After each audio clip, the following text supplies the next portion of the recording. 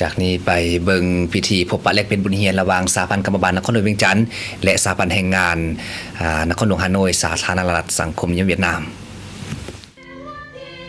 สหพันธ์กรรมบาลนครหลวงเวียงจันทร์สาธารณรัฐประชาธิปไตยประชาชนลาว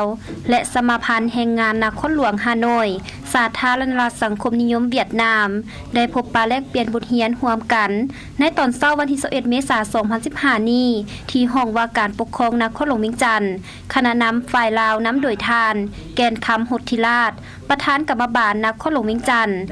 คณะนำฝ่ายสาธารณรัฐสังคมนิยมเวียดนามน้ำโดยทานจูกิมเซินรองประธานสมาพันธ์แรงงานนครหลวงฮานอยพร้อมคณะทั้งสองฝ่ายพิธีพบปะทั้งสองฝ่ายต่างก็ได้รายงานสภาพการเคลื่อนไหวเวียกงานของตนในระยะผ่านมาให้กันทราบเป็นต้นเมนผลสำเร็จในด้านต่างๆในการจัดตั้งปฏิบัติเวียกงานในระยะผ่านมารวมถึงข้อคงค้างในบางเวียกงานเพื่อจะได้พร้อมกันค้นคว้าและเปลี่ยนบทเรียนร่วมกัน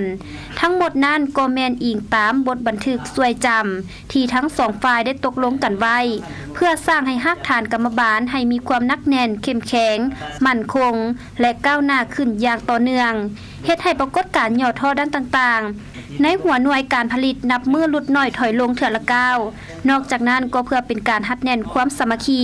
และการพัวพันหัวมือแบบพิเศษระหว่าง2พรรค2รัฐ2การจัดตั้งสหพันธ์กรรมบาลนครหลวงเวียงจันทร์สาธารณรัฐประชาธิปไตยประชาชนลาวและสมาพันธ์แรงงานนครหลวงฮานอยสาธารณรัฐสังคมนิยมเวียดนามให้นับมือมีความสดชื่นเบ่งบานและมีความแน่นแฟ้นยิ่งขึ้น